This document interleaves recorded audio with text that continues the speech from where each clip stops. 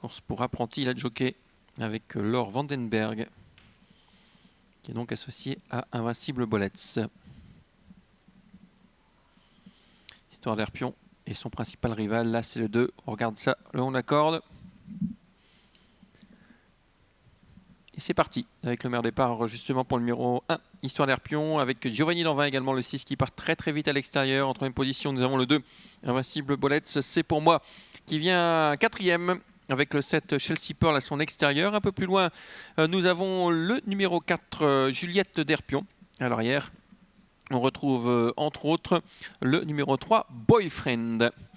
On tire énormément en tête avec Histoire d'Herpion, qui voudrait bien avoir quelqu'un qui va venir la couvrir. Cela va arriver. On va venir avec le numéro 4, Juliette d'Herpion, qui va venir prendre l'avantage au numéro 1, Histoire d'Herpion. Le 4 devant l'As, Juliette d'Herpion devant Histoire d'Herpion. Invincible Bolets se retrouve maintenant relayé sur une troisième ligne le long de la corde. À l'extérieur, eh bien, nous avons le numéro 6, Giovanni Danvin. Et un peloton qui tend à se reformer car on reprend très nettement en tête. Dans le sillage de Giovanni Danvin, nous avons Galopin du Cortal, le 8, et à l'arrière du peloton désormais Chelsea Pearl et Boyfriend.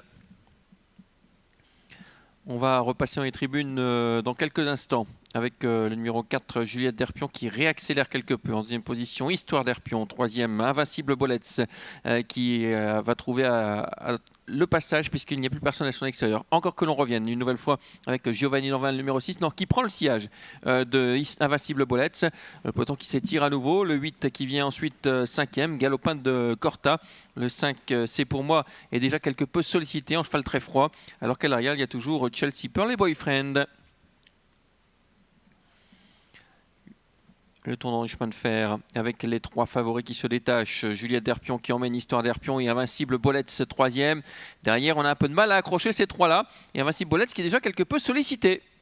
Le 6 qui n'avance plus, Giovanni Danvin. Le trio qui semble déjà fait car derrière, on ne revient pas sur ces 3-là. La victoire va sans doute se jouer entre ces 3-là. Juliette d'Herpion qui a l'avantage. Histoire d'Herpion dans son sillage. Et en troisième position, Invincible Bolets qui a vraiment besoin d'être réveillé. C'est vrai qu'Invincible Bolets vient de faire une rentrée la semaine dernière après une longue absence.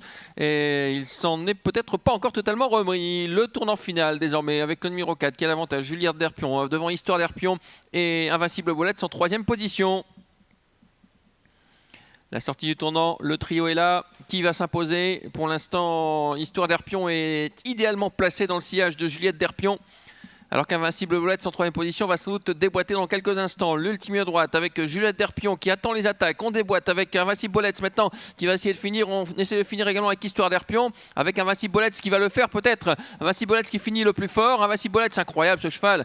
Quel courage. Invincible Bolets, le numéro 2 qui va s'imposer devant le 4, Juliette d'Herpion. Et la troisième place pour l'As, Histoire d'Herpion. 2, 4 et 1. Voilà qui conclut notre soirée sur l'hippodrome de Mons. Prochain rendez-vous, eh bien, ce seront les trotteurs une nouvelle fois mardi prochain.